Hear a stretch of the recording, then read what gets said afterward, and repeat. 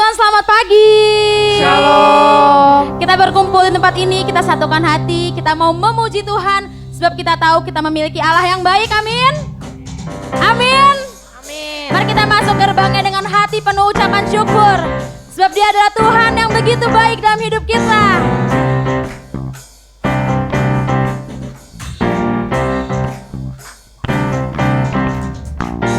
Masuk gerbangnya bersyukur dengan penuh pujian, bersuka di hadiratnya, nyanyi besarkan agung namanya, puji Dia tiuplah sangkakala, musik dan tarian, semua makhluk di bumi di surga dengan senang hati angkat pujian, sebab Tuhan baik,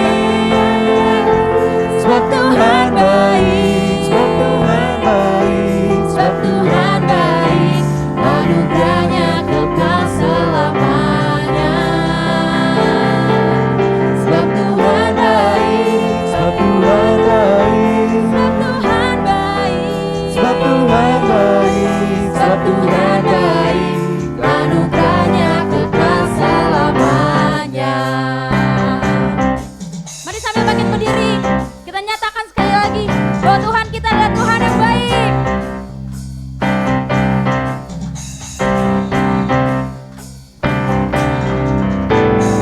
Yesus Kristus Allah Tuhanku, pencipta segalanya, datang sujud di hadirat. Angkat tanganmu, angkat tanganmu, naikkan pujian, puji Dia tiuplah sangkakala, amin, musik dan tarian, semua makhluk di bumi di surga dengan senang hati angkat pujian, sebab Tuhan baik,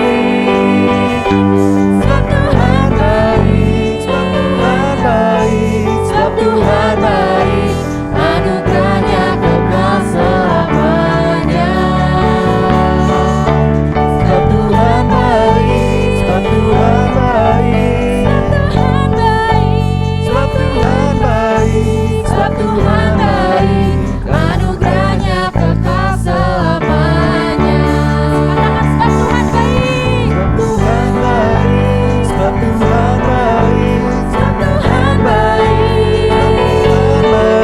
sebab Tuhan baik, anugerahnya kekal selamanya, sebab Tuhan baik, sebab Tuhan baik, sebab Tuhan baik, sebab Tuhan baik, anugerahnya kekal selamanya, sebab Tuhan baik, anugerahnya kekal selamanya, sebab Tuhan baik, anugerahnya kekal selamanya. Mari jemaat Tuhan, pada pagi hari ini kita rasakan kembali betapa baiknya Tuhan dalam kehidupan setiap kita. Begitu nyatanya penyertaan Tuhan setiap hari Dia curahkan kepada setiap kita. Mari pada pagi hari ini kita nyatakan, Tuhan Engkau sungguh baik, Engkau sungguh teramat baik ya Tuhan. Sama-sama kita angkat tangan kita nyatakan, sebab Tuhan baik, sebab Tuhan baik, sebab Tuhan baik, sebab Tuhan baik, anugerahnya kekal selamanya. Terima kasih Yesus.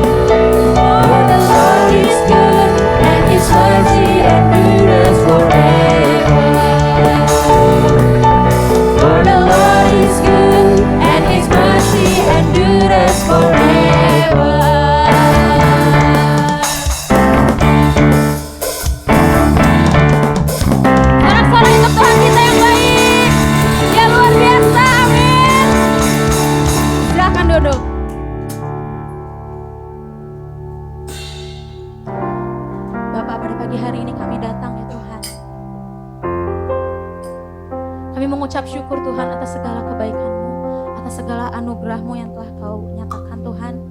Dan pada pagi hari ini, kami dengan sungguh hati kami ingin katakan Tuhan, kami begitu mengasihi Engkau Tuhan. Kami sungguh mencintai Engkau Yesus, Juru Selamat kami yang hidup. Terima kasih Tuhan atas berkat-Mu. Terima kasih atas pengorbanan-Mu Tuhan. Dengan apa kami dapat membalas segala kasih-Mu Tuhan, selain kami dapat memuji, menyembah. Terima kasih Yesus. Ku cinta Kau, Yesus, ku puji Kau.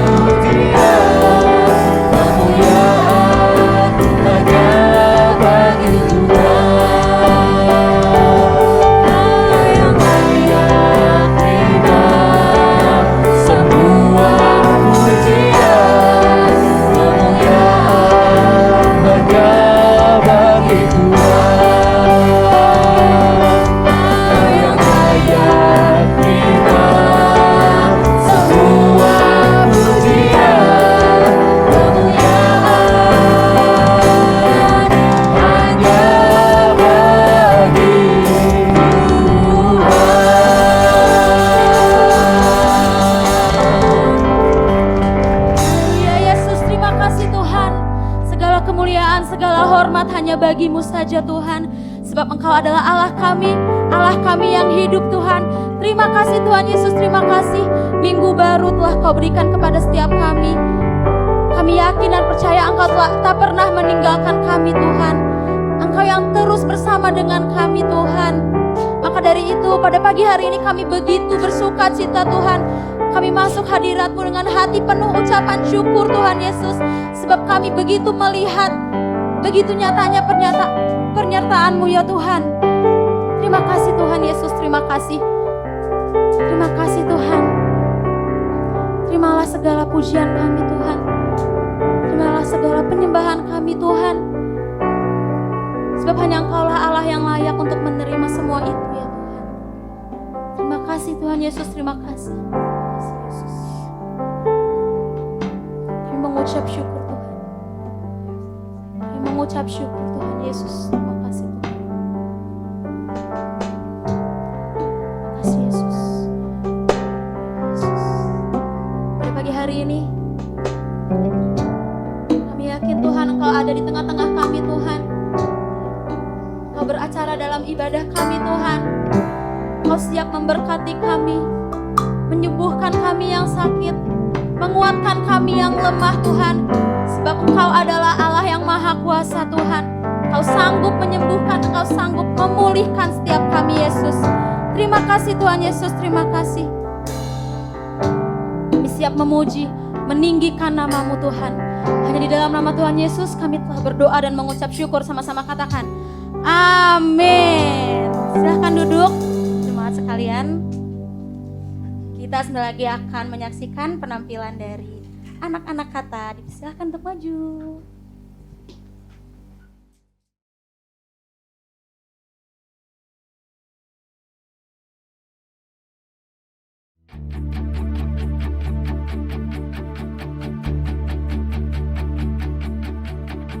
Come on now, let's open up the book. Come on now and take a good long look and see God has given us all we need to be free. It's about you, it's about me, it's about the truth that sets us free. It's about L-O-V-E, love from the Father up above. It's about hope, it's about life, it's about the love of Jesus Christ. It's about everlasting, never failing love. Come on now, let's open up the book. Come on now and take a good long look and see God has given us all we need to be free. It's about you, it's about me, it's about the truth that sets us free. It's about L-O-V-E, love from the Father up above. It's about hope, it's about life, it's about the love of Jesus Christ. It's about everlasting, never failing love. Oh, it's about you, it's about me, it's about the truth that sets us free. It's about L-O-V-E, love from the Father up above. It's about hope, it's about life, it's about the love of Jesus Christ. It's about everlasting, never failing love.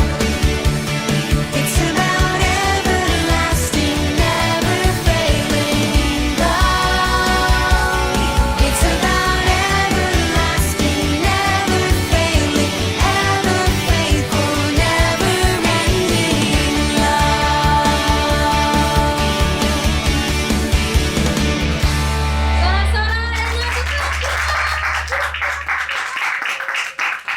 Yuk, sekarang saya undang jemaat Tuhan, kita bangkit berdiri, kita sama-sama memuji Tuhan bersama anak-anak kata di sini.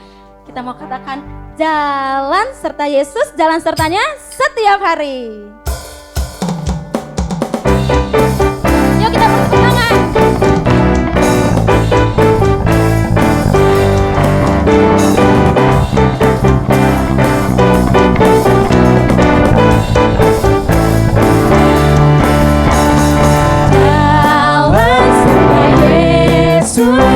Jalan sertanya setiap hari. Jalan serta Yesus, serta Yesus selamanya. Jalan serta Yesus, jalan sertanya setiap hari. Jalan serta Yesus, serta Yesus selamanya. Dalam suka, jalan dalam duka, jalan sertanya setiap hari. Jalan serta Yesus, serta Yesus selamanya.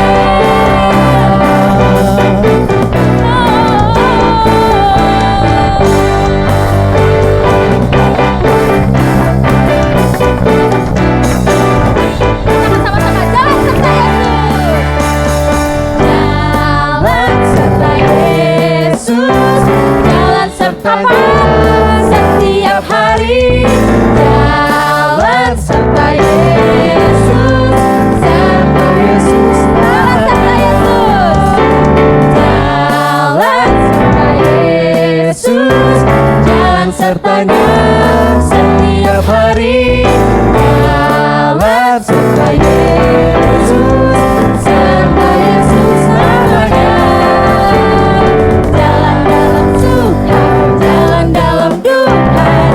Sertanya setiap hari.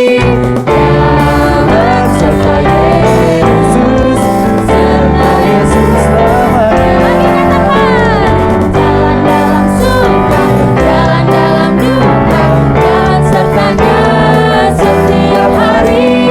Jalan serta Yesus, serta Yesus selamanya.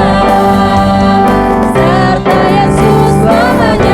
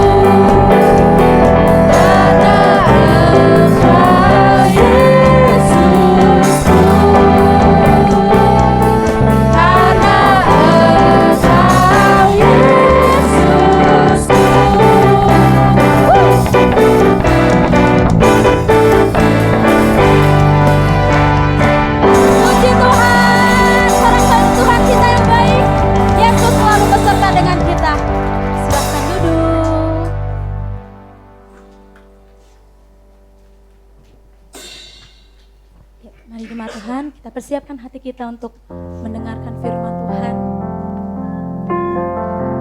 Yang tadi berkata, Tuhan Yesus selalu beserta dengan kita. Bagaimanapun kondisi kita, kita percaya Tuhan Yesus selalu bersama dengan kita. Selalu ada di sisi kita. Pagi hari ini kami ingin menyatakan Tuhan, terima kasih untuk kasih-Mu Yesus. Kasih-Mu yang selalu mengalir, selalu menghiasi hidup setiap kami Tuhan.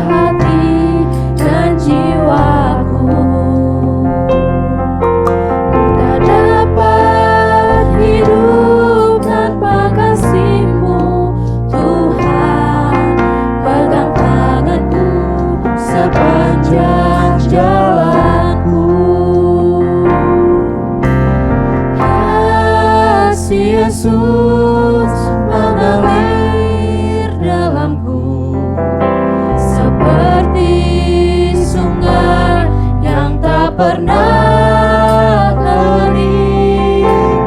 Kasih Yesus membebat hatiku, dalam kasih-Mu ku merasa teduh.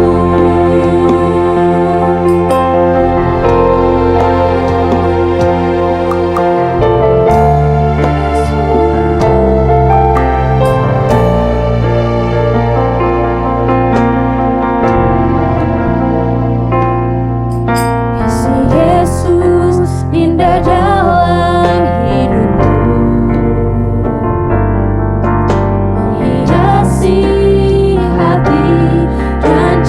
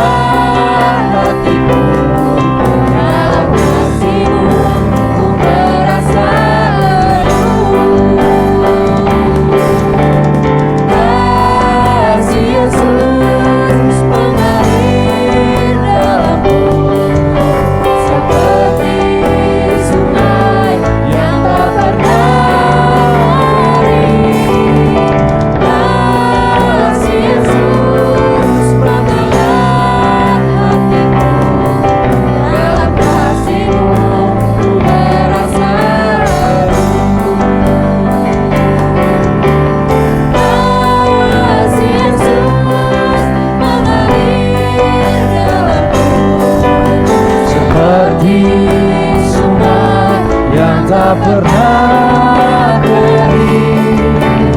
Kasih Yesus membelah hatiku, dalam tangan-Mu ku merasa teduh. Oh, dalam kasih-Mu ku merasa teduh. Dalam kasih-Mu ku merasa teduh.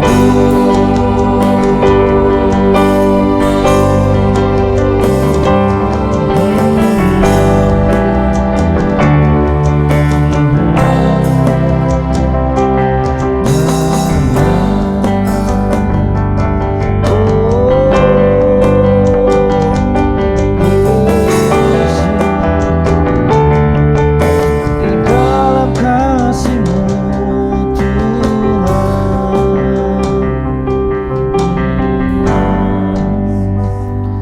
Bapak, terima kasih pagi hari ini bahwa kami percaya kasih-Mu akan terus memenuhi seluruh hidup kami, dan kasih-Mu akan terus mengalir di dalam hidup kami.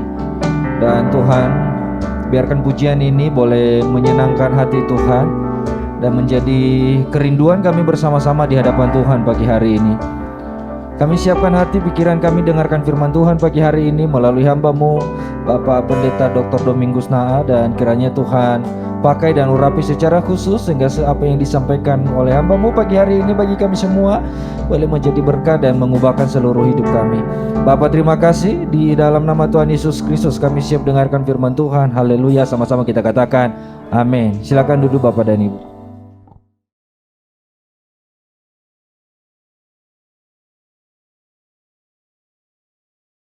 Shalom, selamat pagi Bapak Ibu Saudara sekalian. Saya ajak kita untuk melihat satu topik yang sebenarnya berbicara tentang nama Tuhan, yaitu Elohim, Allah Tritunggal. Nah, mungkin Bapak Ibu Saudara bertanya kenapa ini saya tampilkan. Nah, ada 3 alasan yang mendorong saya untuk menyampaikan ini kepada jemaat. Yang pertama tentang nama Yahweh atau Yehova. Beberapa waktu terakhir muncul kontroversi tentang Yesus Kristus yang dianggap bukan juru selamat. Dan dia juga bukan terang dunia, melainkan hanya Yahweh. Jadi orang ini bukan orang sembarangan, levelnya jauh di atas saya, dan orang pandai. Nah, tetapi dalam penelitiannya, dalam penyelidikannya dari perjanjian lama, kemudian beberapa kali ia menyebutkan bahwa Yesus tidak sama dengan Allah, atau Yesus lebih rendah dari Tuhan. Nah, kemudian dikatakan bahwa Yesus bukan juru selamat dan bukan terang dunia. Nah, ajaran yang juga membantah Tritunggal, bahwa Tritunggal itu tidak ada di Alkitab. Nah, karena itu saya merasa perlu supaya jemaat juga punya pemahaman yang kuat. Karena ini saya katakan bahwa bukan orang sembarangan, tapi orang yang punya reputasi yang luar biasa dan juga pengetahuan yang dalam tanda petik mumpuni. Tetapi ajarannya perlu kita waspadai. Jadi sekarang ini mereka membantah Tritunggal dengan menggantinya dengan apa? Kemanunggalan. Jadi Allah itu hanya satu, yaitu Yahweh atau Yehova. Lalu ada juga yang mengatakan bahwa hanya ada Dwitunggal, yaitu Bapa dan Anak atau Bapa dan Roh Kudus. Dan Bapa dan Anak itu yang kemudian dikatakan bahwa Yesus lebih rendah dari Allah sendiri. Nah, yang kedua, nama-nama utama Tuhan dalam perjanjian lama. Yang pertama, Elohim. Elohim artinya Allah pencipta yang perkasa. Nanti kita akan menguraikan satu persatu. Nah, yang kedua, YHWH, yang kemudian diucapkan Yahweh.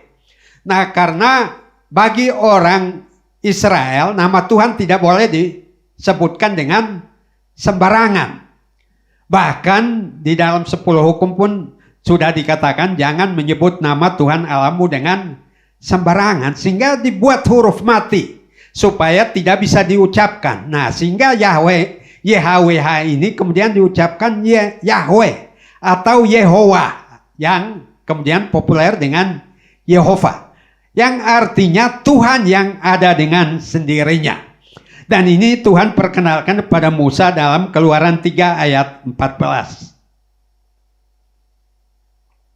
Keluaran 3 ayat 14. Firman Allah kepada Musa, Aku adalah aku. Lagi firman-Nya, beginilah kau katakan kepada orang Israel itu, Akulah aku, telah mengutus aku kepadamu. Nah, oleh karena Musa diutus untuk menyampaikan kabar pembebasan kepada orang Israel yang diperbudak di Mesir, mereka tanya, Musa tadinya berkata kepada Tuhan, kalau mereka tanya namanya siapa? Lalu Tuhan sendiri memberitahu, aku adalah aku. Jadi Tuhan yang ada dengan sendirinya. I am who I am. Aku adalah aku. Namanya siapa? Aku adalah aku. Nah, dengan demikian, kemudian supaya mereka bisa menyebut nama Tuhan dalam keseharian mereka, muncullah nama yang ketiga yang disebut Adonai, Tuhan dari seorang hamba. Jadi siapa Tuanku? Tapi sebenarnya itu mereka tujukan kepada Tuhan juga, tetapi sebagai bentuk penghormatan kepada Tuhan ilahi yang menyediakan bagi kita segala sumber dan makanan yang kita perlukan untuk melakukan kehendak-Nya. Jadi itu Adonai, Tuhan yang menyediakan segala yang kita perlukan untuk kita melaksanakan kehendak-Nya. Jadi yang kita perlukan itu bukan hanya makanan, minuman, tetapi pengetahuan. Hal-hal yang berhubungan dengan pengenalan kita akan Tuhan, supaya kita melakukan apa yang dikehendakinya. Nah, sedangkan dalam perjanjian baru kita juga ketemu 3 nama yang seringkali digunakan, yaitu Kurios, artinya Tuhan. Yang kedua yaitu Theos, juga diartikan Tuhan. Lalu yang jarang digunakan oleh Israel yaitu Pater atau Bapa. Nah, Bapa itu menunjukkan kedekatan kita. Seorang anak yang dekat dengan bapaknya akan menyapa bapaknya Pater. Nah, itu sebabnya hari ini saya lebih mengajak jemaat untuk melihat tentang Elohim, Allah Tritunggal yang kononnya tidak ada di dalam Alkitab. Nah, Allah Tritunggal atau Allah yang dikenal oleh orang Kristen pada masa kini dengan sebutan Tritunggal itu sudah ada dalam Perjanjian Lama yang disebut Elohim. Nah, jadi kata Elohim ini muncul di dalam bahasa-bahasa Semit, bahasa Timur Tengah. Jadi ada yang pakai El, ada yang pakai Al, ada yang pakai Il. Jadi kalau Al menjadi Allah, Il menjadi ilah. El orang Israel sendiri. Nah, mereka menggunakan El ini untuk melukiskan sifat Allah. Sifat Allah yang Allah perbuat terhadap umatnya. Dan kalau kita mau gunakan dalam kehidupan kita sehari-hari juga banyak sifat Tuhan yang kita ungkapkan dalam kehidupan kita yang mungkin tidak tertulis di Alkitab. Misalnya kita mengatakan Tuhan itu baik. Nah, oleh karena kita merasa Dia baik dengan kita. Kita cari-cari di Alkitab Tuhan baik itu ada di mana. Lalu atau Tuhan yang maha mengasihi kita dan sebagainya. Nah, ini sebagai ungkapan manusia terhadap sifat Allah yang hakiki yang mereka rasakan dalam kehidupan sehari-hari. Nah, Allah adalah sumber satu-satunya dari segala sesuatu yang ada. Ia adalah hidup, pribadi, dan roh. Nah, itu sebabnya Yohanes 4 mengatakan Allah itu adalah roh. Barang siapa menyembah Dia harus menyembah dalam roh dan kebenaran. Jadi kalau kita ingin wujud Tuhan, itu mungkin Tuhan menyatakan dirinya dalam bentuk kemuliaannya, dalam bentuk kehadirannya. Hadiratnya kita rasakan, tapi Tuhan kita tidak lihat karena Dia adalah roh, bukan wujud fisik. Walaupun nanti Tuhan menyatakan diri dalam bentuk malaikat, dalam bentuk manusia yang datang mengunjungi umatnya dan sebagainya. Tetapi kalau kita beribadah merasakan kehadiran Tuhan saja, berarti ada yang Allah yang adalah roh ada di tengah-tengah kita. Dalam perjanjian lama hanya digunakan untuk Allah Israel yang esa. Jadi Elohim itu tidak digunakan oleh bangsa yang lain.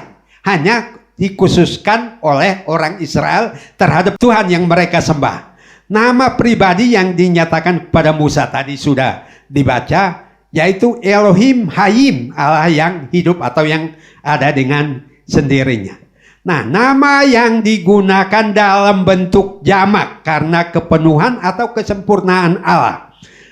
Nah, jadi bukan berarti jamak dalam angka.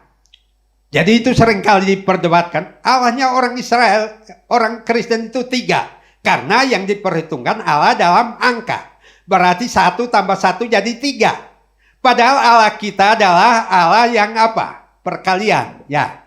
1 kali 1 kali 1 tetap 1. 1 bagi 1 bagi 1 tetap 1. Tapi bukan Allah dalam pengertian angka. Elohim itu ya.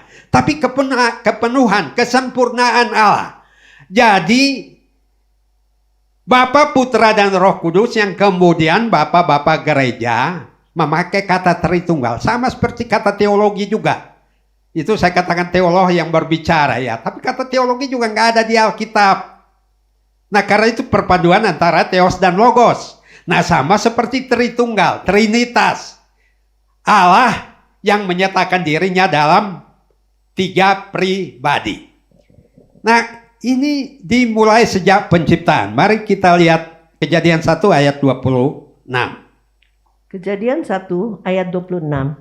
Berfirmanlah Allah, baiklah kita menjadikan manusia menurut gambar dan rupa kita, supaya mereka berkuasa atas ikan-ikan di laut, dan burung-burung di udara, dan atas ternak, dan atas seluruh bumi, dan atas segala binatang melata yang merayap di bumi. 2 kali menggunakan kata kita. Baiklah kita menjadikan manusia menurut gambar dan rupa kita. Baiklah Elohim menjadikan manusia menurut rupanya Elohim.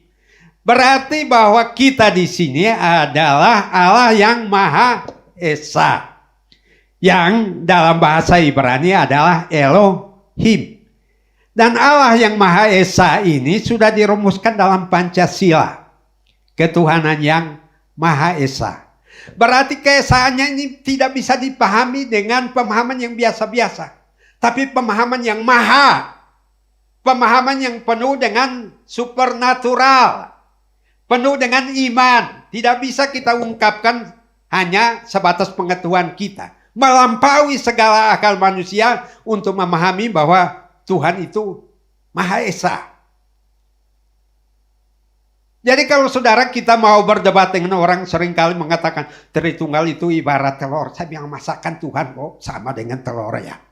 Itu hanya ilustrasi untuk memahami. Tapi tidak sama.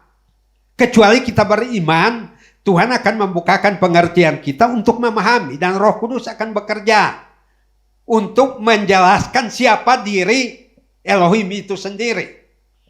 Nah sehingga kemudian dari kata Elohim ini muncul 5 nama Allah yang memakai El di depannya. Jadi Elohim jamak di dalam kemuliaan, di dalam sifat dan karyanya bagi kita. Jadi tadi saya katakan bahwa kita dimahkotai dengan kemuliaan ketika kita percaya Tuhan Yesus itu juga menunjukkan kehadiran Allah di dalam diri kita. Jadi ada 5 di sini. Yang pertama yaitu El Elyon. Pencipta yang maha kuasa yang memiliki kekuasaan tertinggi yang tak tertandingi. Mazmur 46 ayat yang kedua. Jadi El Elyon ini tidak ada duanya. Tidak ada yang dapat menandingi El Elyon ini. Mazmur 46 ayat yang kedua. Mazmur 46 ayat 2. Allah itu bagi kita tempat perlindungan dan kekuatan, sebagai penolong dalam kesesakan sangat terbukti. El Elyon itu tempat perlindungan dan kekuatan. El Elyon itu adalah penolong. El Elyon itu adalah Penolong yang sangat terbukti dalam kesesakan. Kalau saudara nggak pernah mengalami masalah, nggak akan pernah merasakan yang namanya Tuhan itu seperti apa. Tapi ketika kita terjepit, ketika tidak ada jalan keluar, ketika kemampuan kita tidak lagi bisa memampukan kita untuk mengatasi persoalan kita, di sana kita berdoa, Tuhan menjawab kita, disitulah baru kita tahu bahwa ada Allah yang pertolongannya dalam kesesakan sangat terbukti, bukan hanya terbukti, sangat terbukti. Nah, artinya apa? Kita yang berada di dalam kesesakan kita sama seperti orang Israel 450 tahun di Mesir sana, mereka berteriak kepada Tuhan, El Elyon ini kemudian bertindak membebaskan mereka, dan tidak ada sejarah umat manusia di dunia ini yang bangsa yang Tuhannya menuntun mereka ribuan orang dalam satu barisan meninggalkan perbudakan ini. Hanya El Elyon. Yang kedua El Olam.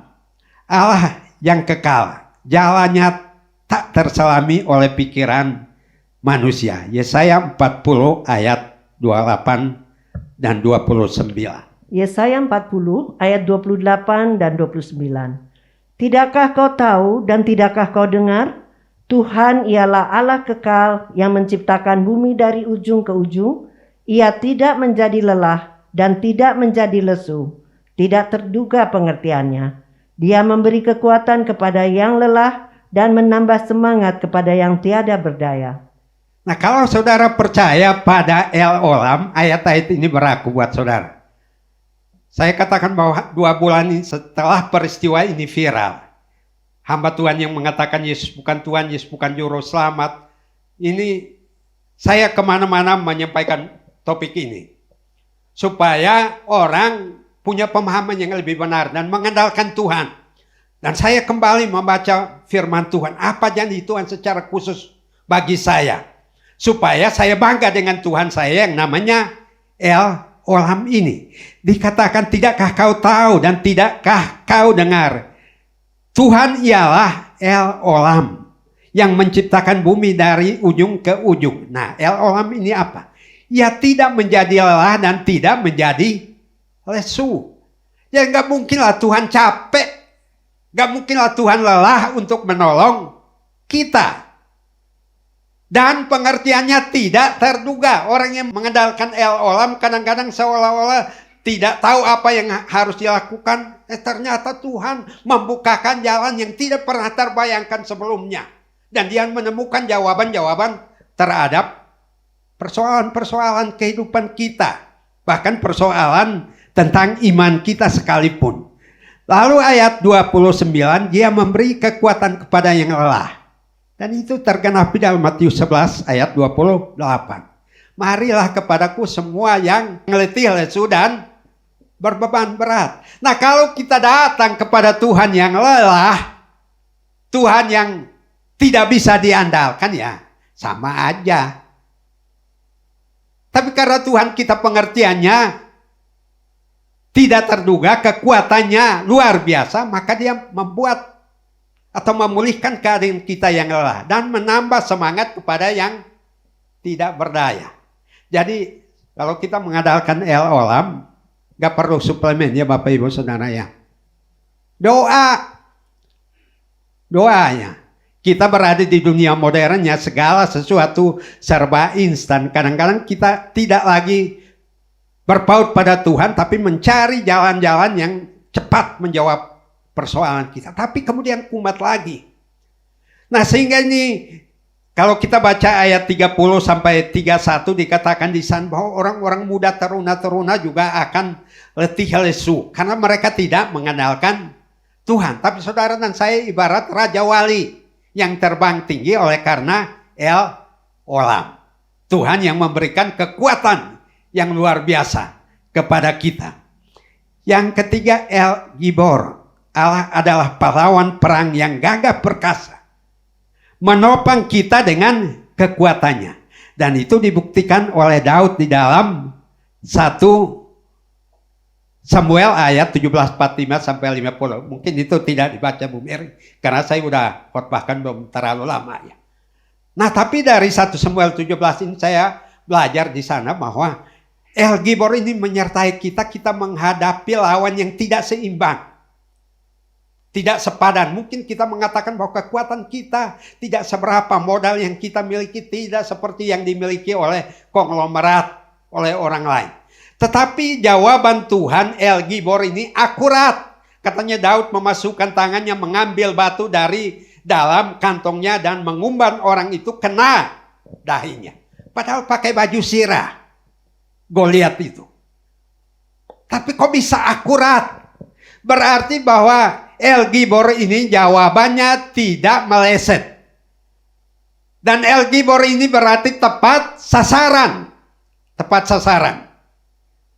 Walaupun semuanya nampaknya tertutup, tapi ada peluang untuk kita mengatasi persoalan kita oleh karena kita mengenalkan Tuhan. Tapi kita harus punya iman seperti Daud. Engkau mendatangi aku dengan lembing, dengan tombak dan sebagainya. Tapi aku mendatangi engkau dengan El Gibor. Berarti bahwa dia tidak ragu akan Tuhan yang dia percaya. Padahal orang ini apa? Tiap hari bergaul dengan kambing domba. Hidup di padang sana. Tapi imannya tidak ada duanya. Dan iman itulah yang harus kita miliki ya. Dan sejak kasus ini muncul, mencuat, viral ya. Saya katakan bersyukur jemaat kita yang tidak terlalu banyak. Taruhlah Pak Andri menyampaikan sesuatu yang sesat. Saya menyampaikan sesuatu yang sesat. Barangkali Pak Junius juga sesuatu yang sesat. Yang sesat tidak lebih dari 100 ya saudara ya. Tapi jemaat yang ribuan mengagumi hamba Tuhan itu sekali sesat ribuan. Dan punya sekolah teologi sampai S3 saudara ya. Sampai S3. Alumni kami satu baru lulus, saya mau kasih gitu. Kamu jadi Yudas Iskariot. Saya terang-terangan bilang, pergi aja. Mama saya Pak. Ya mama, kamu kan gak kagumi Tuhan Yesus, kagumi Bapak itu. Kamu akan jadi Yudas Iskariot lah di sini. Nah karena apa? Tidak mengagumi Tuhan, tapi mengagumi tokoh. Dan ini tidak mempelajari firman Tuhan, bicara apa saja amin. Bicara apa saja amin. Jadi Bapak Ibu Saudara sekalian di sini kita perlu mengingat bahwa kalau kita mengandalkan Tuhan, ya kekuatan kita tidak seberapa, tapi Tuhan kita hebat. Memberikan jawaban yang akurat, mengatasi persoalan tepat sasaran. Ya, tepat sasaran. Ya, Daud tidak mengatakan, oh batu saya ini tidak sebanding dengan lembing tombak yang kamu gunakan. Karena ada El Gibor. Lalu Roma 8:31 ayat yang sudah sangat populer juga di kalangan kita. Roma 8 ayat 31. Sebab itu apakah yang akan kita katakan tentang semuanya itu? Jika Allah di pihak kita, siapakah yang akan melawan kita? Jika Allah di pihak kita, siapa? Gak ada yang berani. Sahan wani. Tapi harus pastikan bahwa Allah berpihak pada kita. Nah karena itu sebelumnya berbicara tentang pengharapan anak-anak Allah. Kalau kita baca ayat 18 dan seterusnya. Karena ada Roh Kudus yang berperan di dalam hidup orang-orang percaya. Lalu muncul ayat yang ke-31 ini. Nah kalau tadi dikatakan tidak ada Tritunggal, berarti siapa yang menolong? Roh Kudus itu kan penolong kita. Ketika saudara susah, siapa yang menghibur? Karena nggak ada Roh Kudus. Kita menolak Roh Kudus. Atau ketika kita galau, siapa yang akan menolong kita? Nah karena kalau kita menolak Roh Kudus, otomatis kita menolak Yesus. Karena 1 Korintus mengatakan bahwa yang mengaku bahwa Yesus adalah Tuhan itu adalah pekerjaan Roh Kudus. Dan ketika kita percaya pada Tuhan Yesus, dimeteraikan dengan Roh Kudus. Jadi kalau kita menolak Roh Kudus, otomatis menolak Yesus. Dan menolak Yesus, Roh Kudus juga otomatis menjauh dari kita. Bukan karena dia tidak setia, tapi karena kita yang tidak setia. Nah El Roi, ini bagus. Allah yang melihat saat kita merasa tidak terlihat dan dilupakan orang lain. Kadang-kadang saudara merasa sendiri. Orang cuek, orang di sekitar kita juga yang tahu rasa kamu. Tapi El Olam itu melihat air mata kita, melihat keluh kesah saudara, Orang-orang dekat kita juga mungkin tidak peduli dengan kita. Saat seperti itu ada El Roi, Tuhan yang melihat. Kita dapat mengingat bahwa Tuhan melihat kita dan menyaksikan pergumulan kita. Tuhan itu menyaksikan, nanti kapan-kapan kita bahas khusus El Roi, banyak sekali bagian firman Tuhan. Jadi Tuhan melihat apa yang ada di dalam kehidupan kita, pergumulan kita, walaupun kita tidak bicara. Roma 8 bilang Roh berdoa untuk kita dengan keluhan-keluhan yang tidak terucapkan. Belum sempat kita katakan, Roh sudah bertindak. Itu kalau kita percaya pada Elohim tadi, pada Tritunggal. Tapi kalau kita bilang Tritunggal nggak ada, ya kita tanggung sendiri. Ia melihat di saat kita sangat membutuhkan. Saat ini apa yang saudara sangat butuhkan. Saya tidak melihat, kami hamba Tuhan tidak melihat. Tuhan melihat sampai ke dalam hati kita yang tidak terlihat oleh manusia. Nah, ini terjadi kapan? Terjadi pada Hagar ketika dia ditindas dan dia lari dari nyonyanya Sarah. Kejadian 16 ayat 13 dan 14.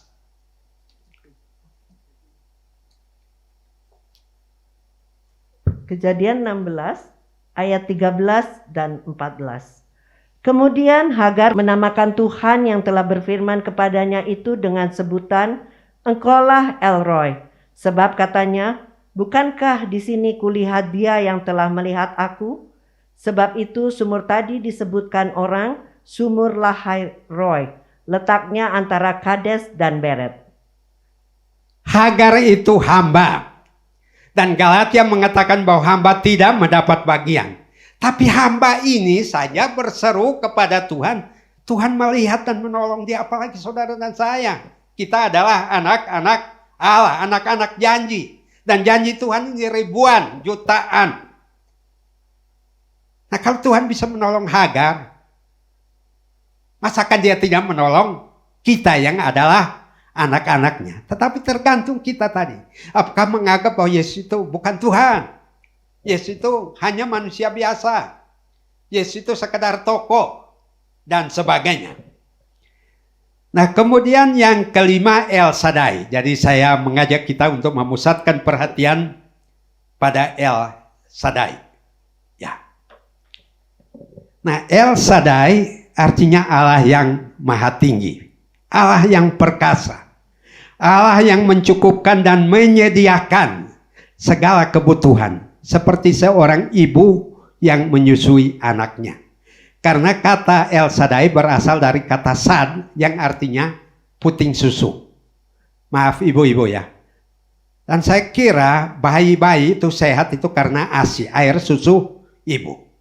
Susu formula itu hanya untuk tambahan. Hanya untuk tambahan.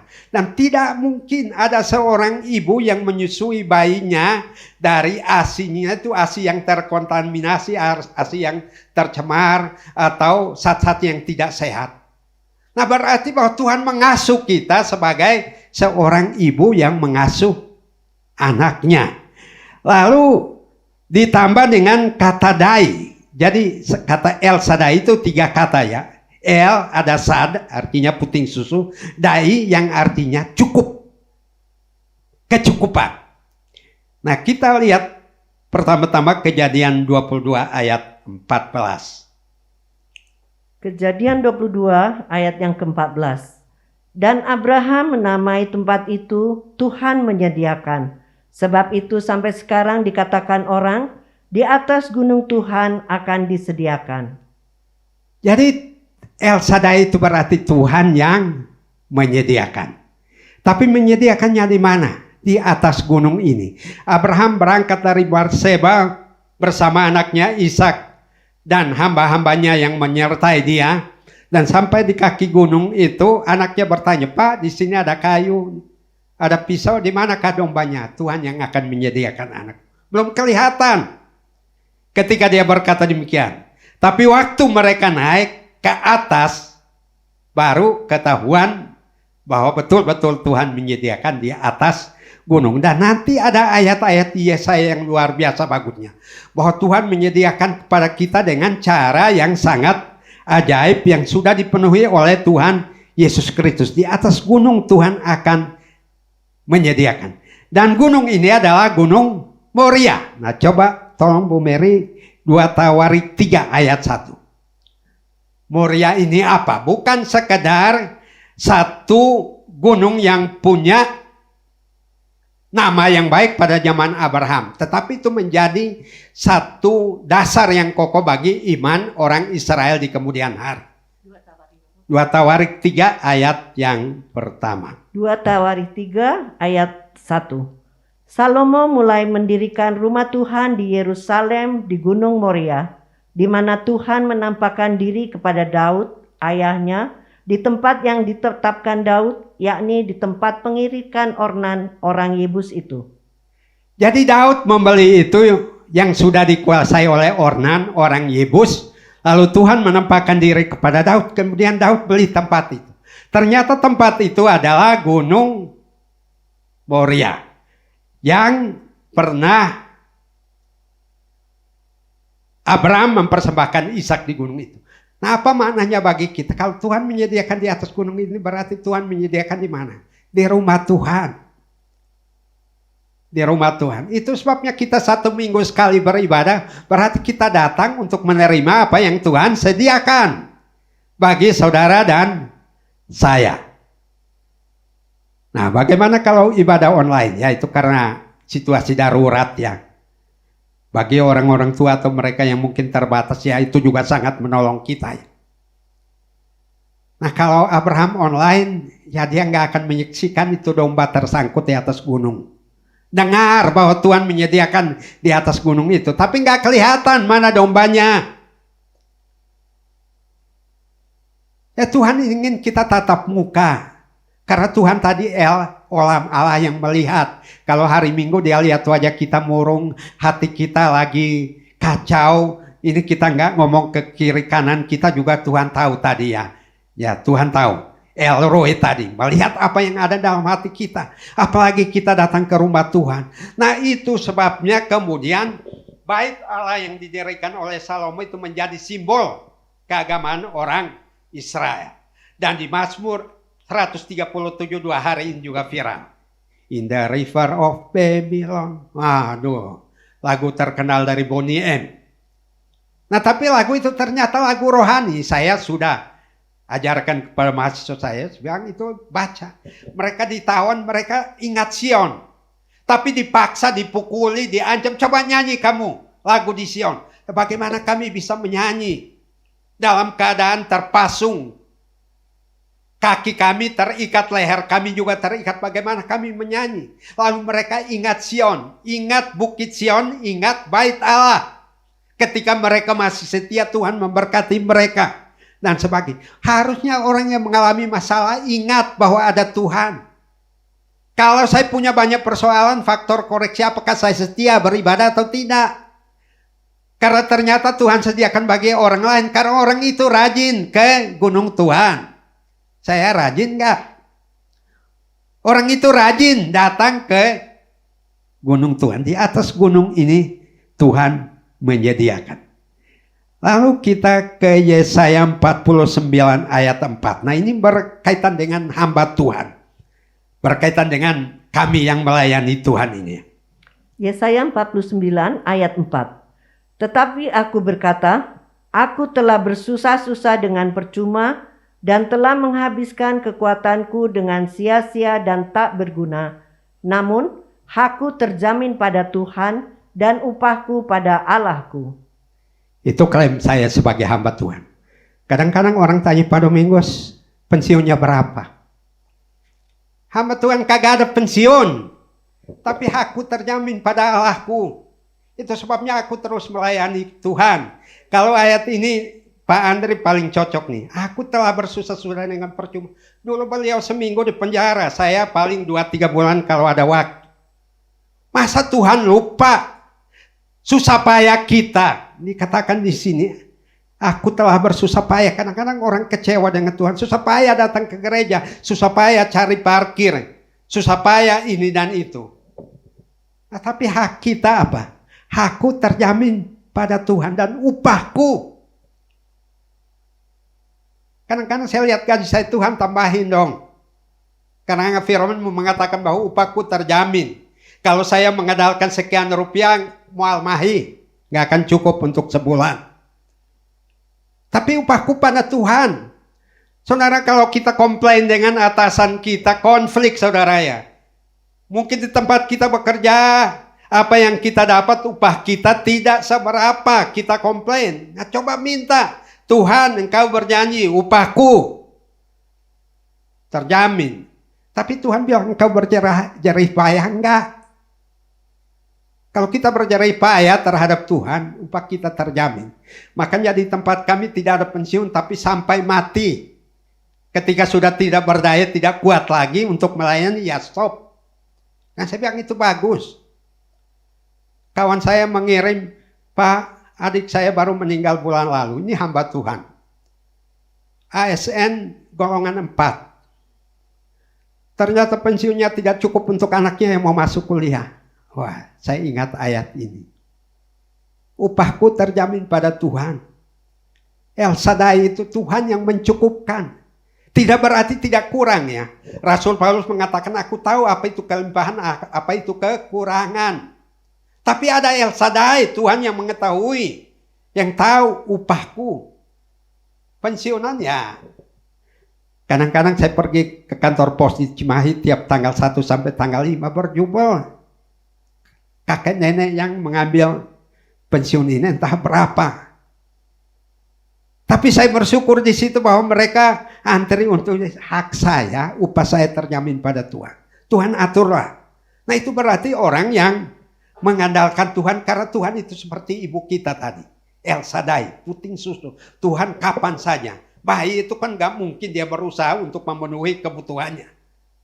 Nah, tapi berkat yang terbaik Tuhan sediakan. Ayat 15 dan 16 masih Yesaya 49. Yesaya 49 ayat 15 15 dan 16. Dapatkah seorang perempuan melupakan bayinya sehingga ia tidak menyayangi anak dari kandungannya? Sekalipun dia melupakannya, aku tidak akan melupakan engkau.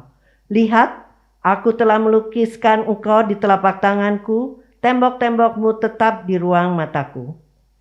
El Shaddai, Tuhan yang tidak pernah melupakan anak kandungnya.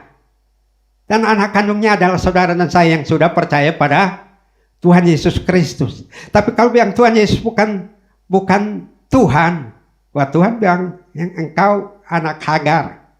Hagar aja berseru kepada Tuhan ditolong. Oh, ini kok menolak. Jadi sekalipun dia melupakannya, aku tidak akan melupakan engkau.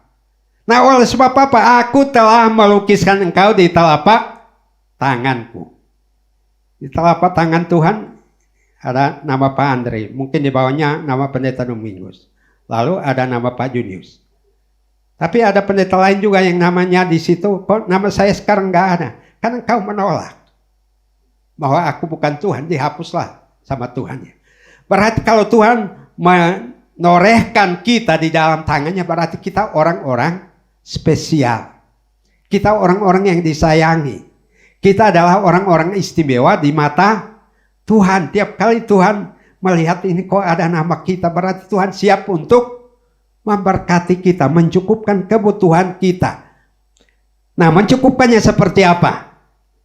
Kita lihat ayat yang 9-10, Ibu Mary. Kita balik ke belakang.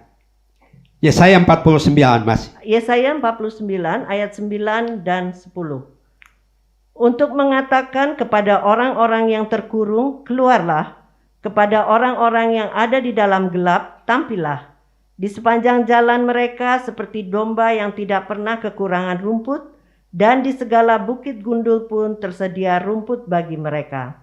Mereka tidak menjadi lapar atau haus, angin hangat dan terik matahari tidak akan menimpa mereka, sebab penyayang mereka akan memimpin mereka dan akan menuntun mereka ke dekat sumber-sumber air. Terus terang ayat-ayat ini menjadi, saya sudah membacanya berulang-ulang kali bulan ini. Karena itu berhubungan langsung dengan saya. Kalau saya ASN barangkali sudah usia pensiun ini. kalau saya ASN. Nah tapi Tuhan belum kasih saya pensiun. Nah tapi saya menuntut ini Tuhan. Untuk mengatakan pada orang-orang yang terkurung, keluarlah. Kadang-kadang kita terkurung dengan persoalan kita. Dibelenggu oleh masalah kita sehingga kita nggak bisa bebas keluar kemana-mana. Sama seperti orang Israel 430 tahun tadi. Di Mesir terkurung. Terkurung oleh harta boga duit. Mau kemana? Aduh naik angkot aja juga nggak duit. Gimana Tuhan? Terkurung dalam kamar lah. Nah tapi kalau El Shaddai mengatakan keluar, berarti Tuhan kasih jalan keluar. Nah jalan keluarnya ini luar biasa bagusnya ya. Di sepanjang jalan mereka seperti domba yang tidak pernah kekurangan rumput. Nah itu saya imani betul ya saudara ya. Tuhan tuntun saya kepada sumber berkat karena Engkau gembala. Hari ini yang saya temui rumput kering, jarami. Cobalah Tuhan tuntun saya kepada jalan-jalan yang ada rumputnya. Makanya Daud bilang Tuhan adalah gembalaku, Yahova Roe. Tak kekurangan aku. Ketika kita kekurangan, Tuhan menuntun kita untuk apa? Seperti domba yang tidak pernah kekurangan rumput. Nah persoalannya kita domba bukan. Nah kalau Yohanes 10 dikatakan dombaku mendengar suaraku, kata Tuhan. Nah ini domba-domba gak mau mendengar suara Tuhan tapi minta rumput. Ya Tuhan itu baik sih. Lalu apa? Dan di segala bukit gundul pun tersedia rumput bagi mereka. Nah makanya tadi dikatakan bahwa di gunung ini Tuhan menyediakan. Tapi rumput gundul barangkali di puncak kecemasan kita, di puncak kegagalan kita, di puncak di mana tidak ada pengharapan lagi, dan di puncak di mana orang melihat bahwa engkau gagal, engkau bangkrut, engkau tidak berdaya. Karena puncak gunung tidak mungkin tersembunyi. Orang mengatakan nggak mungkin lah. Tapi dikatakan bahwa di bukit gundul pun Tuhan menyediakan apa? Rumput bagi mereka. Waduh, nggak masuk akal benar. Berarti di puncak kegagalan kita Roh Kudus memberikan penghiburan. Hidup kita juga merasakan kesegaran. Lalu ini tetap saya klaim ya saudara ya. Tuhan ini biarlah terjadi. Suatu saat saya mungkin akan menghadapi yang gundul-gundul begini. Tapi satu keyakinan saya kalau Tuhan adalah gembala pasti Tuhan menuntun. Seperti domba yang tidak pernah kekurangan rumput di segala bukit gundul tersedia. Mereka tidak menjadi lapar atau haus, angin hangat dan terik mentari tidak menimpa mereka. Sebab penyayang mereka akan memimpin mereka dan akan menuntun mereka kemana? Dekat sumber-sumber air. Makanya Daud bilang apa? Gembala yang baik itu menuntun kita ke padang yang berumput hijau dan ke air yang tenang. Nah ini kalau airnya nggak ada, Tuhan menuntun kita, membawa kita. Oleh karena Dia El Shaddai, ibu kita yang memperhatikan kebutuhan kita. Nah sehingga saya katakan Tuhan tuntun supaya perjalanan saya bukan perjalanan yang membawa ke padang gurun yang harus lapar dan haus lagi. Sedangkan umatmu 40 tahun lapar dan haus, Tuhan menyediakan juga bagi mereka di padang gurun. Nah artinya bahwa kalau Tuhan menuntun kita, Tuhan menuntun ke sumber-sumber air.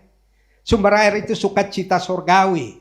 Oleh karena Roh Kudus diam di dalam kita, Yohanes 7 mengatakan bahwa dari dalam hati kita akan mengalir aliran-aliran air hidup oleh karena Roh Kudus. Tapi kalau Roh Kudus kita tolak, kita cari sumber air nggak ketemu-ketemu.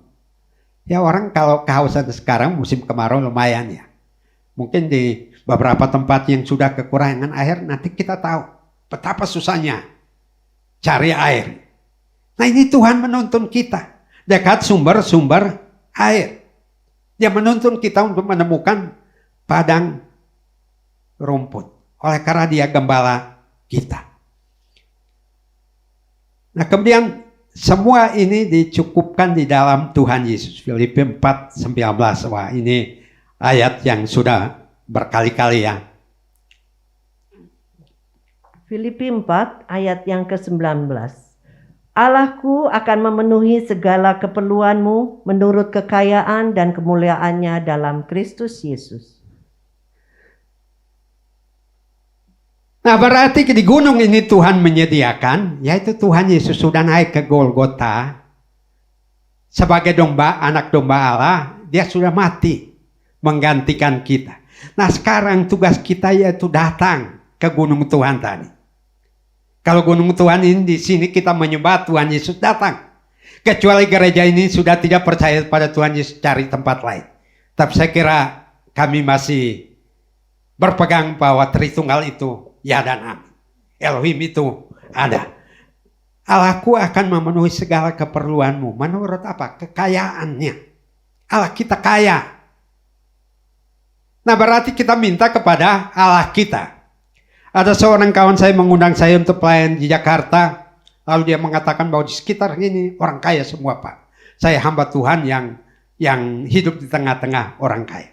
Tapi kalau saya punya kebutuhan, saya nggak mau minta orang kaya, Pak. Karena Tuhan saya lebih kaya. Wah, saya bilang, ternyata ini hebat. Ya, Tuhan bisa menggerakkan orang kaya untuk menolong kita. Tapi Allahku memenuhi segala keperluanmu menurut kekayaan dan kemuliaannya. Jadi kita bukan hanya kaya, tapi penuh kemuliaan. Karena kemuliaan itu berarti apa?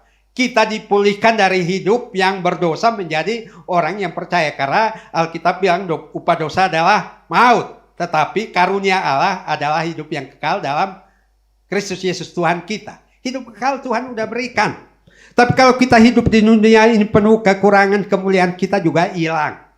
Kemuliaan sebagai anak Allah, kok lihat anak Allah mengeluh tiap hari ya. Anak Allah kok keluh kesahnya lebih dari yang tidak punya Tuhan. Nah, oleh karena apa? Kita mengandalkan kekuatan kita. Jadi Bapak Ibu Saudara yang dikasihi Tuhan, saya tidak ingin berbantah dan ada orang bilang, oh kenapa ini? Saya tidak usah membantah karena firman Tuhan orang mau membantah pun tidak akan berubah kuasanya. Walaupun orang membantah itu. Entah itu petinggi, entah itu pesohor, orang cerdik, cendekia juga tidak akan berkuasa untuk melawan firman Tuhan. Bahkan Tuhan ingatkan di 1 Timotius 6 itu katanya jangan bertengkar terhadap soal-soal yang namanya pengetahuan. Nah sekarang ini orang-orang pandai atas nama pengetahuan, Tuhan pun ditolak, Tuhan pun digugat. Saya kira kalau Tuhan ada diajak berdebat juga. Waduh, ini kan hebat ini. Nah sering kali orang tanya ke saya, Pak Domingus apa? Saya hamba Tuhan. Bapak teolog? Bukan. Saya bilang kalau teolog saya pintar mengutip dari sana sini. Kalau orang terkenal saya kutip supaya saya juga keren. Nah, tapi saya hamba Tuhan berarti saya melakukan firman Tuhan. Apa yang Tuhan suruh saya lakukan. Loh, kan kalau studi ilmiah harus kutip-kutip. Saya bilang kutip itu pengetahuan. Tapi nggak membawa berkat. Pintar iya. Tapi banyak orang pintar juga nggak diberkati. Kemuliaan nggak ada. Karena ketika kita jatuh dalam dosa, apa? Kehilangan kemuliaan. Nah kalau kita diberkati, kemuliaan kita juga dibalikin. Berarti apa? Berkat surgawi kita dapat, berkat duniawi kita dapat. Karena kalau hanya berkat dunia yang kita dapat, kehilangan kemuliaan, ya kita tidak akan mendapatkan yang istimewa yang Tuhan sediakan bagi kita. Ya Bapak Ibu. Nah kesimpulan firman Tuhan ini supaya nggak usah panjang-panjang ya. Ingat bahwa Tuhan menolong. Elohim Tuhan yang memelihara, mencukupkan, menyediakan kebutuhan rohani kita. Nah karena Tuhan Yesus sudah mati di kayu salib untuk kita sama dengan Abraham. Makanya ketika membaca Galatia dikatakan bahwa kita adalah anak janji yang berhak atas janji yang Allah berikan pada Abraham. Ya sama dong. Abraham naik ke atas gunung, dia ketemu di sana, Tuhan menyediakan. Nah sekarang kita percaya pada Tuhan Yesus juga Tuhan menyediakan di dalam Kristus Yesus yang adalah anak domba Allah.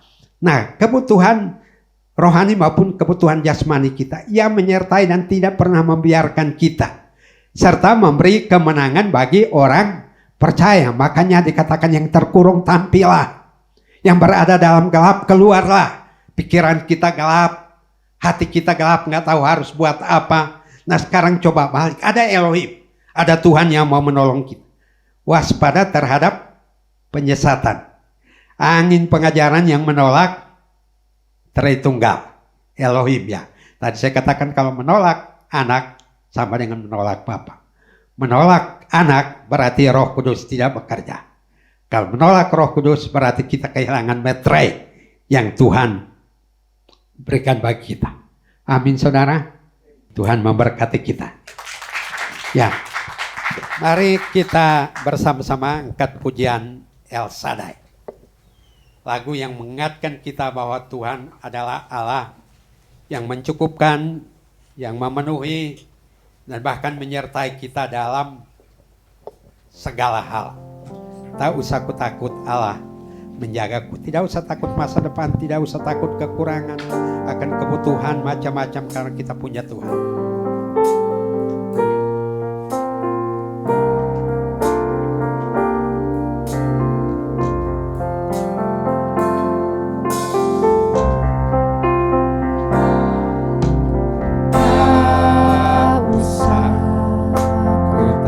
Mari jemaat saya mohon berdiri ya.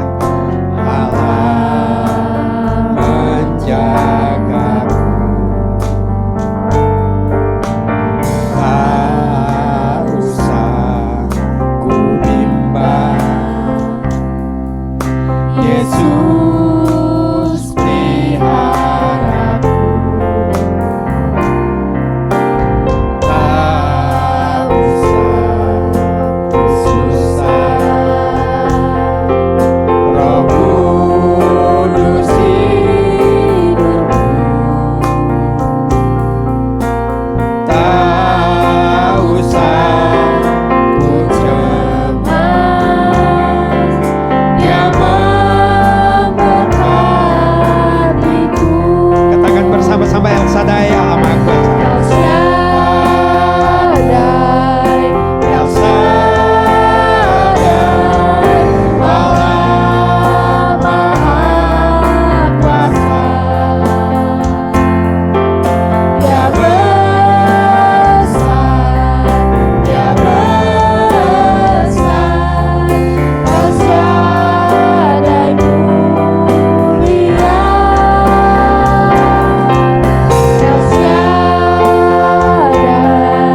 El Shaddai, El Shaddai, Allah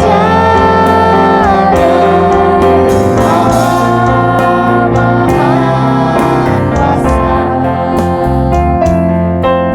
Berkatnya berlimpah. El Shaddai, El Shaddai, Allah Maha Kuasa. El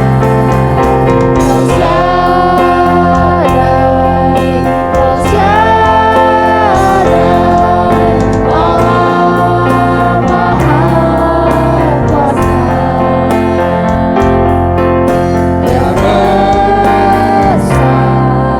Dia besar, Dia besar.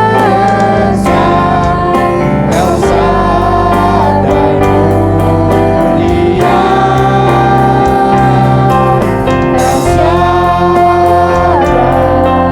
El Shaddai, El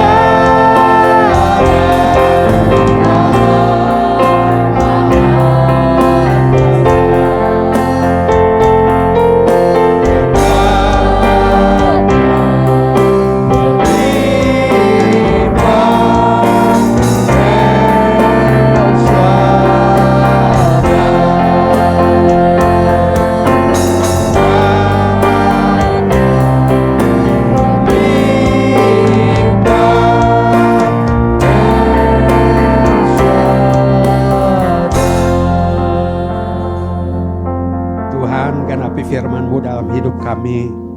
Engkau tuntun kami semua untuk menemukan rumput yang Kau sediakan sekalipun di atas bukit yang gundul sekalipun. Kau tuntun kami ke dekat-dekat sumber air kehidupan Tuhan di tengah-tengah sulitnya kehidupan dewasa ini. Dan lebih daripada itu, biarlah dari mulut kami mengaku bahwa Engkau adalah Elohim, Allah di dalam Bapa, Putra, dan Roh Kudus yang tinggal menyertai kami sampai selama-lamanya. Teguhkan itu dalam hati kami supaya tidak sedikit pun kami meragukan Engkau, Tuhan Allah kami yang hidup. Terima kasih Tuhan, Engkau meteraikan firman-Mu dalam hati kami oleh kuasa Roh-Mu yang kudus. Di dalam nama Tuhan Yesus Kristus, Tuhan dan Juru Selamat kami yang hidup, kami alaskan doa kami. Amin. Mari silakan duduk Bapak Ibu Saudara.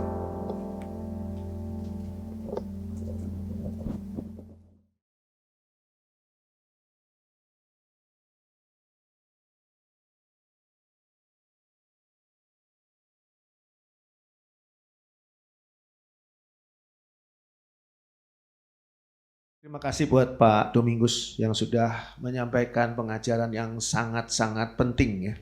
Sangat-sangat penting. Itu pengajaran yang kalau kita tidak dengarkan, tidak mengerti dan tidak mempercayainya, apa yang dikatakan Pak Domingus tadi sampaikan, itu kita akan menyesal selama-lamanya. Jadi itu pengajaran sangat penting. Terima kasih Pak Domingus. Ya. Ada beberapa pengumuman yang perlu saya sampaikan di sini, yaitu setelah ibadah ini ada acara The Lantern, Persekutuan The Lantern, yang merupakan acara Let's Discuss, jadi diskusi ngobrol di tempat sini di gereja onsite, tapi juga dibawakan lewat Zoom juga. Yaitu temanya, judulnya adalah apakah iman itu sama dengan sugesti. Saya akan membawakan materi ini nanti jam 10.30 sampai dengan 12.30. Diharapkan anak-anak muda dan siapapun yang ingin mendengarkannya boleh ikut hadir di dalam acara Let's Discuss ini. Lalu pengumuman yang lain adalah ya, persiapkan diri kita semua untuk mendapatkan berkat dari perjamuan kudus pada ibadah minggu depan, hari Minggu tanggal 3 September, disertai juga dengan kesempatan untuk memberikan persembahan persepuluhan. Dan biarlah ini kita siapkan dengan sungguh-sungguh supaya berkat dan kuasa dari perjamuan kudus boleh benar-benar kita terima. Hadirilah juga persekutuan The Lantern pada minggu depan. Juga onsite juga, let's discuss juga From Nothing to Something. Dibawakan oleh Kak Gina. Pada hari Minggu tanggal 3 September jam 10.30 di tempat ini dan juga disampaikan melalui Zoom. Selain di tempat ini tapi juga disampaikan melalui Zoom. Lalu kita akan ada persekutuan Tabernakel Kasih. Persekutuan Tabernakel Kasih yang harusnya Rabu kemarin dilaksanakan itu ternyata tidak jadi dilaksanakan. Jadi kita akan melaksanakannya tanggal 6 September hari Rabu jam 7 malam di Kompleks Bumi Kresna Asri, Gang Arjuna A250, Jalan Lui Dulang, Rancamulya, Pamengpek, Rancamanyar, Kabupaten Bandung. Rumah dari keluarga Yuda. Jadi diundang semua untuk bisa, siapapun yang bisa hadir, mau hadir ke sana, boleh hadir. Bahkan Persekutuan Tabernakel Kasih ini bentuk yang dulu sekali sebetulnya, kita mulai lagi. Ini terbuka juga untuk mereka yang bukan jemaat GPKDI Tabernakel Kasih. Boleh datang juga di sana, kita sama-sama menikmati berkat Tuhan. Dan jangan lupa juga, saya tetap mengundang Zoom hari Jumat, setiap Jumat jam 7 malam lewat acara lewat Zoom, yaitu ngobrol-ngobrol santai tentang memahami ayat-ayat Alkitab. Acara ini penting sebetulnya untuk kita bisa lebih memahami kesulitan-kesulitan ataupun hal-hal yang mungkin menjadi pertanyaan atau hal-hal yang belum dipahami atau agak dipahami tentang firman Tuhan, boleh didiskusikan nanti. Kita ngobrol secara santai di acara ini yang memahami ayat-ayat Alkitab. Link Zoom-nya bisa dimintakan ke Ibu Heni ya jam 7 malam. Saya harap bisa dimanfaatkan dengan baik acara ini ya, karena acara ini penting.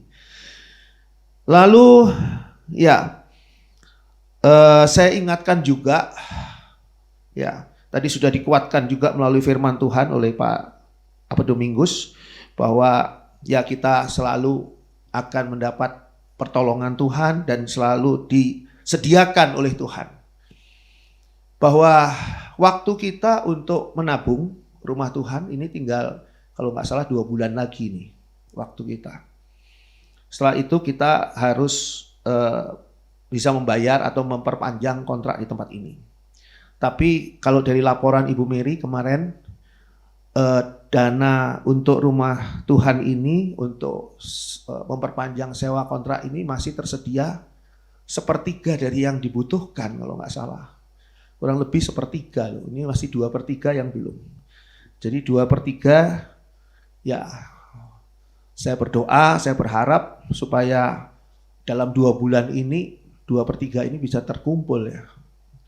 Tidak ada yang mustahil bagi Tuhan, saya percaya itu. Dan tadi juga firman Tuhan sudah berbicara dengan kuat, dengan tegas, dengan jelas bahwa bayi itu tidak perlu pusing kalau ibunya sedang menggendong dan memberikan susu bagi bayinya. Itu El Shaddai. Jadi saya percaya ini pasti Tuhan akan menolong. Cuma bagaimana caranya kita nggak pernah tahu.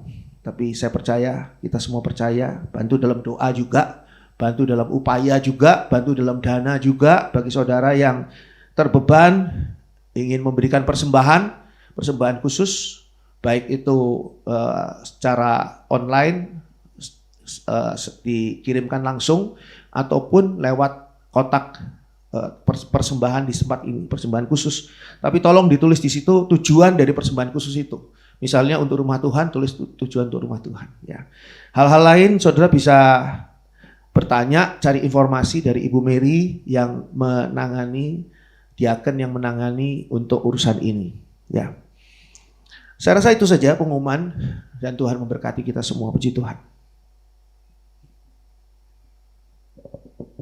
Puji Tuhan, kita telah mendengarkan firman Tuhan. Sekarang tiba saatnya kita untuk memberikan persembahan. Bagi jemaat yang hadir di tempat ini, silakan memberikan persembahan melalui kantong-kantong yang diedarkan. Dan bagi jemaat yang mengikuti melalui ibadah live streaming, dapat memberikan persembahan melalui nomor rekening yang tertera di layar. Selamat memberikan persembahan, Tuhan Yesus memberkati.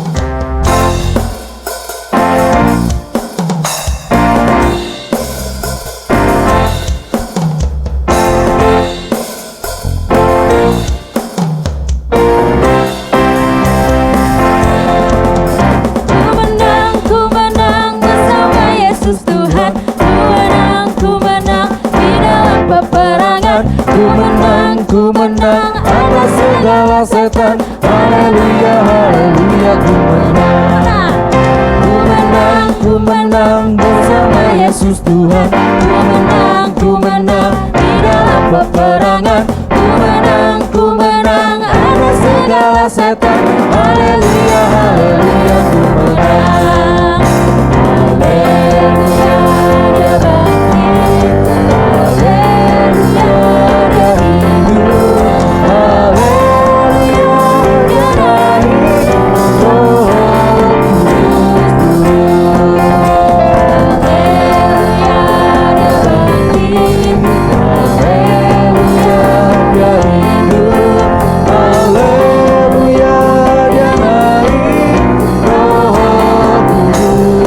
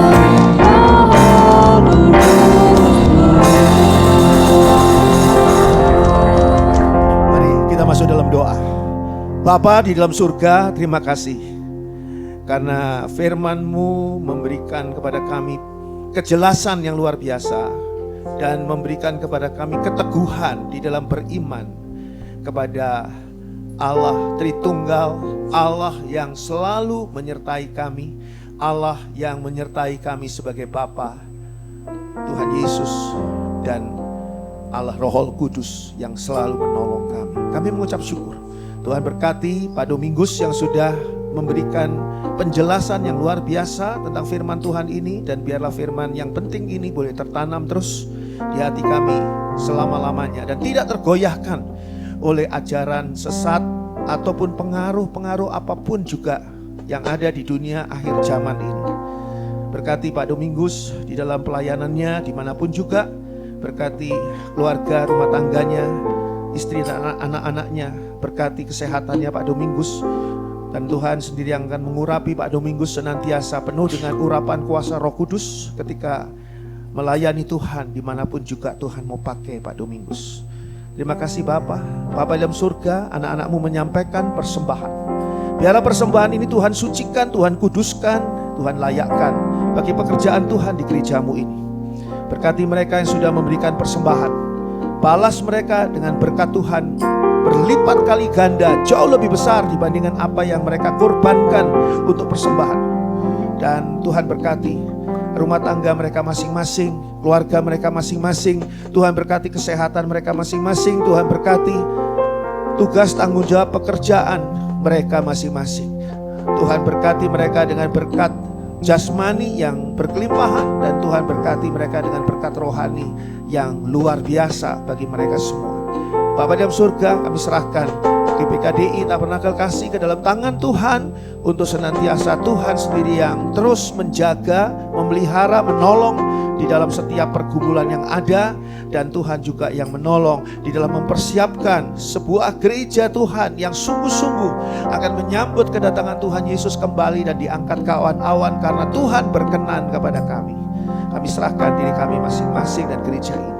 Tuhan, jadikan gereja ini alat-Mu Tuhan untuk menyampaikan berita Injil-Mu kepada siapa saja, terutama mereka yang berada dekat dengan kami, keluarga kami, teman-teman kami, dan orang-orang yang dekat dengan kami. Biarlah kami boleh bawa mereka datang bersama ke gereja ini untuk beribadah, memuji memuliakan nama Tuhan, menikmati firman Tuhan dan diberkati oleh Tuhan di tempat ini. Terima kasih Bapa dalam surga, kami mau serahkan akan semua rencana yang akan dilaksanakan sinode GPKDI, dan biarlah semuanya boleh berjalan dengan lancar, berjalan dengan baik, dan senantiasa Tuhan juga yang menolong setiap acara-acara yang ada di dalam sisa tahun ini. Dan kami berdoa juga untuk Indonesia. Biarlah Tuhan, Engkau sendiri yang akan tetap membukakan pintu-pintu pengabaran Injil bagi bangsa kami Indonesia, sehingga banyak orang dari bangsa kami Indonesia boleh menerima Tuhan Yesus sebagai juru selamat yang benar, sebagai Tuhan yang sejati. Dan biarlah Tuhan, kami semua bangsa Indonesia boleh banyak yang diselamatkan dan boleh menerima surga yang Tuhan Yesus sudah sediakan. Terima kasih Bapa. Sekarang kami akan membuka hati kami, dan kami mohonkan biarlah Roh-Mu yang kudus, biarlah Allah Bapa sendiri, Tuhan Yesus sendiri yang memberkati kami di dalam berkat-berkat yang luar biasa. Dicurahkan berkat yang datangnya dari Allah, di dalam kasih kemurahan Tuhan Yesus Kristus, dan di dalam penyertaan Allah Roh Kudus. Dari saat ini sampai ketika Tuhan Yesus sendiri datang menjemput kita masing-masing dan membawa kita masuk dalam surganya yang mulia. Di dalam kuasa nama Tuhan Yesus Kristus, terpuji nama Allah. Haleluya. Amin. Bapa, terima kasih. Bapa, terima kasih.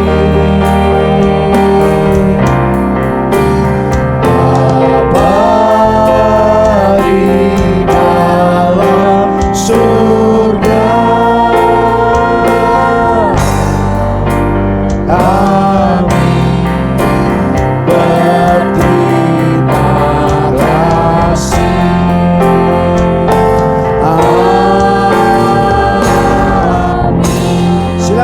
kita bersaat teduh sejenak.